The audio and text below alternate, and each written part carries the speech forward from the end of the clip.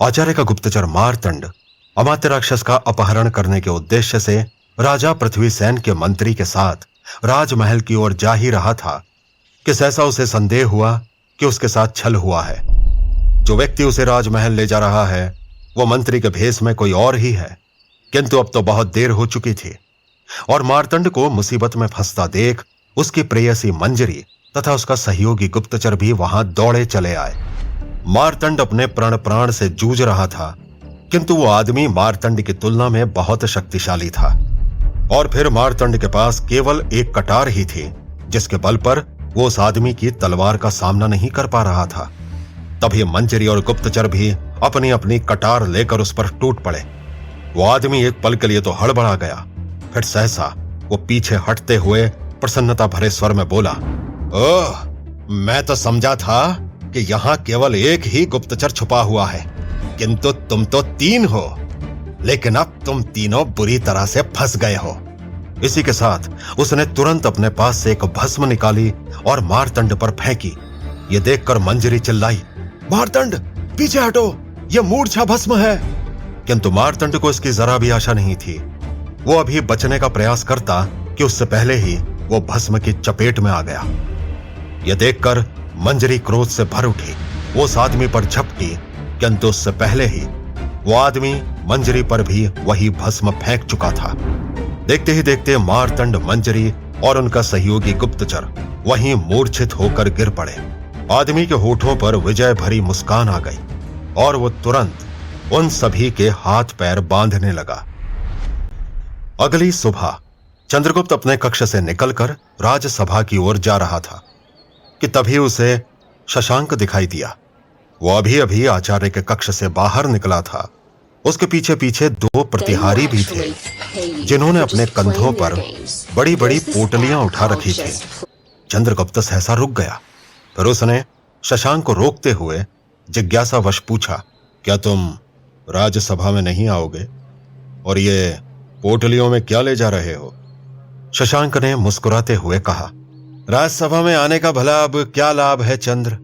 अब तो नई व्यवस्था के अनुसार सम्राट ही सर्वोपरि है। अर्थात अब हम ना तो सम्राट से कोई वाद विवाद कर सकते हैं और ना ही उसे कोई सलाह दे सकते हैं।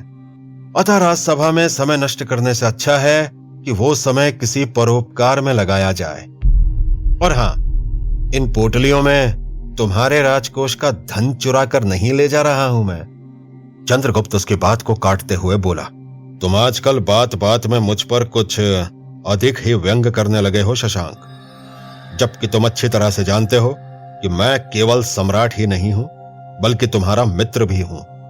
शशांक अब हंसते हुए कहने लगा, लो, अब तुम तो बुरा मान गए। अरे हम मित्र हैं, इसीलिए तो मैं तुमसे इतना परिहास कर लेता हूं। फिर सहसा उसने गंभीर होते हुए कहा, वैसे इन पोटलियों में सचमुच धन ही है चंद्र, किंतु विद्या का धन। आचार्य के कक्ष में जितने भी आधे अधूरे भोजपत्र तथा प्राचीन ग्रंथ थे उन्हें समेट कर ले जा रहा हूं। मैं बड़ी संख्या में इनकी प्रतियां तैयार करके मगध ही नहीं बल्कि सभी जनपद तथा प्रांतों में वितरित करना चाहता हूं। वहां अध्ययन के केंद्र स्थापित करना चाहता हूं। चंद्रगुप्त अब कटु स्वर में कह उठा, तो अब एक योद्धा से तुम शिक्षक बनने के मार्ग पर चल पड़े हो, आचार्य की ही तरह। शशांक के होठों पर फिर से मुस्कान आ गई। उसने कहा, आचार्य जैसा शिक्षक बनने का सामर्थ्य तो मुझ में नहीं है चंद्र, किंतु आचार्य की शिक्षाओं और नीतियों का प्रचारक मैं अवश्य ही बनना चाहूंगा। और योद्धा तो मैं हमेशा ही रहूंगा चंद्र, किंतु अब शासकीय कार्यों में मेरा मन नहीं लगता, इसलिए राजसभा में आने से कतराता हूं। लेकिन हां, जब तुम आर्किलीस पर धावा बोलने हिंदू कुश के पार जाओगे तो तुम्हारी विशाल काय अश्व सेना का नेतृत्व मैं ही करूंगा। यूं भी मुझे आर्किलीस के प्रधान सेना नायक से पुराना हिसाब चुकाना है। इसी के साथ शशांक वहां से चला गया। प्रतिहारी भी तुरंत उसके पीछे पीछे चल दिए। चंद्रगुप्त कुछ क्षण वहीं प्रांगण में खड़ा रहा। फिर सहसा उसकी दृष्टि आचार्य के कक्ष की ओर चली गई। उसे लगा जैसे आचार्य अभी भी वहीं है, शायद किसी झरोखे में खड़े हुए उसे ही देख रहे हैं और मंद मंद मुस्कुरा रहे हैं। उधर मार्तंड को जब होश आया तो उसने अपने आप को एक कोठरी में पाया। वो हड़बड़ाकर उठा तो उसने देखा कि उसी कोठरी में 3 और भी लोग थे। इनमें से 2 अभी तक बेहोश पड़े हुए थे, जबकि तीसरा व्यक्ति एक कोने में गुमसुम सा बैठा हुआ था। ये कोई और नहीं बल्कि वही मंत्री था जो मार्तंड की सहायता कर रहा था और उसे कल रात राजमहल में लाने वाला था। जबकि वे दोनों बेहोश व्यक्ति मार्तंड की प्रेयसी मंजरी और उनका सहयोगी गुप्तचर था। मार्तंड ने निराशा भरी दृष्टि से मंत्री को देखा तो उसने खेद भरे स्वर में कहा, मैं क्षमा चाहता हूं मार्तंड कि मैं तुम्हें लेने नहीं आ सका। उस दुष्ट अमात्य को मेरे बारे में पहले ही पता चल गया था और उसने मुझे बंदी बनाकर मेरे स्थान पर किसी और को भेज दिया। लेकिन मार्तंड लज्जित होते हुए बोला, अरे नहीं नहीं मंत्री महोदय, आप भला क्षमा क्यों मांग रहे हैं? बल्कि क्षमा तो मुझे आपसे मांगनी चाहिए, क्योंकि मेरी सहायता करने के कारण ही आपकी ये दुर्दशा हुई है। मंत्री ने अब दृढ़तापूर्वक कहा, नहीं मार्तंड, मुझे इसका तनिक भी दुख या खेद नहीं है कि मैं पकड़ा गया। मैं तो पहले से ही जानता था कि इस काम में बहुत जोखिम है, किंतु फिर भी मैंने ये किया क्योंकि महाराज पृथ्वीसेन अपने झूठे दंभ को लेकर अपने प्रांत को स्वयं अपने हाथों से ही नष्ट कर डालना चाहते हैं और मैं ये सहन नहीं कर सकता। बल्कि मेरी ही तरह कुछ और मंत्री भी हैं, किंतु वे बेचारे विवश हैं। महाराज के विरुद्ध कुछ भी करने से उन्हें भय लगता है। इस पर मार्तंड ने कहा, आपके विचार जानकर मुझे बहुत प्रसन्नता हुई मंत्री महोदय, किंतु मेरी सारी योजना मिट्टी में मिल गई। इतनी मुश्किल से इस कुटिल अमात्य का पता चला था, लेकिन तभी मंजरी और उस गुप्तचर की मूर्छा टूटने लगी।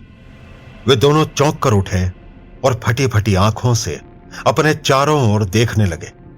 फिर जब उनकी दृष्टि मार्तंड पर पड़ी तो मंजरी ने घबराए हुए स्वर में पूछा, मार्तंड, हम कहां हैं? मार्तंड ने जवाब दिया, उस दुष्ट अमात्य की कैद में। मंत्री महोदय सहित उसने सबको बंदी बना लिया। फिर सहसा वो कुपित स्वर में बोला, किंतु मंजरी, मैंने तुम्हें स्पष्ट निर्देश दिया था कि यदि कोई खतरा महसूस हो तो तुम गुप्तचर को लेकर तुरंत मगध चली जाना। फिर भी तुम मुझे बचाने क्यों चली आई? मंजरी पहले तो चुप रही, फिर उसने ग्लानि भरे स्वर में कहा, मैं क्षमा चाहती हूं मार्तंड, किंतु मैं क्या करती। जब मैंने तुम्हें उस आदमी से यूं संघर्ष करते हुए देखा तो मैं डर गई थी। मुझे लगा कि वो तुम्हें मार डालना चाहता है, तो मैं अपने आप को रोक न सकी और। लेकिन मार्तंड ने उसकी बात को बीच में ही काटते हुए मंजरी और उस गुप्तचर से कहा, वो आदमी मुझे जान से कभी नहीं मारता। यदि उसे ऐसा ही करना होता तो वो तुरंत ही कर देता। वो केवल मुझे बंदी बनाकर यहां लाना चाहता था। यदि तुम दोनों थोड़ी देर प्रतीक्षा कर लेते तो तुम्हें यह पता चल जाता।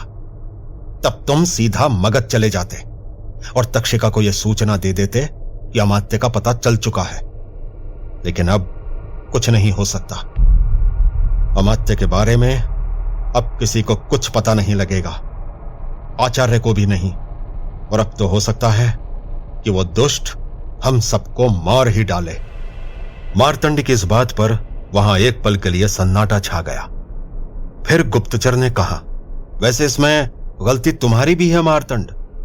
अमात्य के बारे में पता चलते ही तुम्हें तुरंत आचार्य को सूचना भेजनी चाहिए थी, किंतु तुमने कहा कि हमारे पास अभी इतना समय नहीं है। अब देख लो, हम सब फंस चुके हैं। यदि आचार्य को यह पता रहता तो वह निश्चित ही कोई ना कोई उपाय अवश्य करते।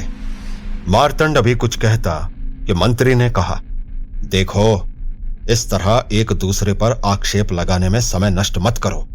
अरे तुम लोग गुप्तचर हो, अतः तुरंत यहां से बाहर निकलने का कोई उपाय सोचो, वरना हम सबकी मृत्यु निश्चित है। मंत्री की बात पूरी होती कि तभी एक तेज आवाज के साथ कोठरी का दरवाजा खुल गया। सबने चौंक कर देखा तो पाया कि उनके सामने अमात्य राक्षस खड़ा हुआ है, और वो अकेला नहीं था। कोठरी के खुले दरवाजे पर कुछ सैनिक भी खड़े हुए थे। अमात्य की दृष्टि सबसे पहले मार्तंड पर पड़ी। उसने मुस्कुराते हुए कहा, सचमुच मेरा भाग्य कितना प्रबल है कि उस धूर्त चाणक्य का सबसे योग्य गुप्तचर आज मेरा बंदी है। फिर उसने मंजरी की ओर देखते हुए कहा, और तुम इस मारतंड की प्रेयसी जो आर्किलीज और कोलीन के सामने नकली हेलेना बनकर गई थी, तुम भी कितनी मूर्ख निकली कि अपने प्रेमी के साथ साथ मेरे चंगुल में फंस गई। यदि उस कुटिल कौटिल्य को यह पता चलेगा तो वो बेचारा तो लज्जा से गड़ ही जाएगा। ये कहते हुए अमात्य एक ठहाका लगाकर हंस पड़ा।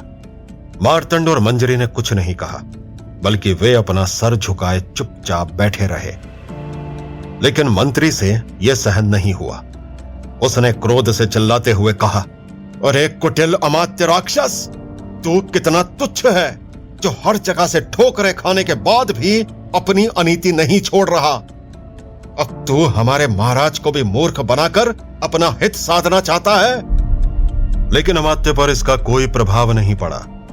उसने वैसे ही हंसते हुए कहा, तुम मुझे जी भर कर कोस सकते हो मंत्री, क्योंकि अब तुम्हारे जीवन में बस कुछ ही समय शेष बचा है। राजा पृथ्वी सेन से छल करने के अपराध में कल तुम्हें सार्वजनिक रूप से मृत्यु दंड दिया जाएगा। फिर वो बहुत ही धूर्तता से कहने लगा, वैसे देखा जाए तो तुम्हें मृत्यु दंड के स्थान पर पुरस्कार मिलना चाहिए मंत्री, क्योंकि तुमने मेरी बहुत बड़ी समस्या हल कर दी। मैंने मगध के राजमहल में घुसने की बहुत सी योजनाएं बनाई, किंतु कोई भी सफल नहीं हो सकी। वहां जो एक अंतिम गुप्त मार्ग बचा था, जिसके माध्यम से मैंने कोलीन को राजा आंभी तक भेजा था, वो भी बंद करवा दिया गया। तो मेरे सामने यही सबसे बड़ा संकट था कि अब मैं चंद्रगुप्त तक कैसे पहुंच सकूंगा। लेकिन जिस दिन मैं सौराष्ट्र आया, उसी दिन मैंने भांप लिया कि कुछ मंत्रीगण राजा पृथ्वी सेन के विरुद्ध है, और मेरा प्रबल संदेह तुम ही पर था मंत्री, जो सच सिद्ध हुआ। मंत्री अब कुछ नहीं कह सका, जबकि मारतंड मनी मन सोच रहा था कि अमात्य को वो जितना कुटिल समझता था, वो तो उससे भी बढ़कर है। तभी अमात्य ने आगे कहा, लेकिन अब मेरा काम बहुत आसान हो गया। अब मेरा संदेश बड़ी ही आसानी से मगध के राजमहल में पहुंच जाएगा, और फिर वो अधम चंद्रगुप्त तुरंत दौड़ा दौड़ा मेरे पास आएगा, और उसके बाद क्या होगा ये तुम सब भली भांति जानते हो। इतना कहते कहते अमात्य की दृष्टि मंजरी पर जाकर ठहर गई। उसने सैनिकों से कहा, इसे यहां से उठाकर ले चलो। सैनिक तुरंत आगे बढ़े। मंजरी पीछे हटते हुए बोली, कोई भी मेरे निकट मत आना, वरना मैं उसकी जान ले लूंगी। लेकिन तब तक सैनिकों ने उसे अपनी पकड़ में दबोच लिया था। वे उसे कोठरी से बाहर ले जाने लगे। मारतंड प्रतिरोध करते हुए चिल्लाया, ये तुम क्या कर रहे हो अमात्य? कहां ले जा रहे हो मंजरी को? अमात्य ने मुस्कुराते हुए कहा, इतना घबराते क्यों हो मारतंड? इसे तो मैं मुक्त कर रहा हूं, और अब यह वहीं जाएगी जहां तुम इसे भेजना चाहते थे। मारतंड को अमात्य की बात समझ में नहीं आई, किंतु वो सैनिकों को रोकने के लिए आगे बढ़ा। लेकिन एक सैनिक ने उसके सर पर ऐसा प्रहार किया कि मारतंड एक बार फिर से मूर्छित होकर वहीं गिर पड़ा। यह देखकर मंजरी पीड़ा से छटपटा उठी, किंतु वो अब कुछ नहीं कर सकती थी। सैनिक उसे बलपूर्वक घसीटते हुए वहां से ले गए। तो अमात्य राक्षस आखिर मंजरी को कहां ले जा रहा है, और क्या वो अपने षड्यंत्र में सफल हो पाएगा? जानने के लिए सुनते रहिए चाणक्य, सिर्फ पॉकेट एफएम पर।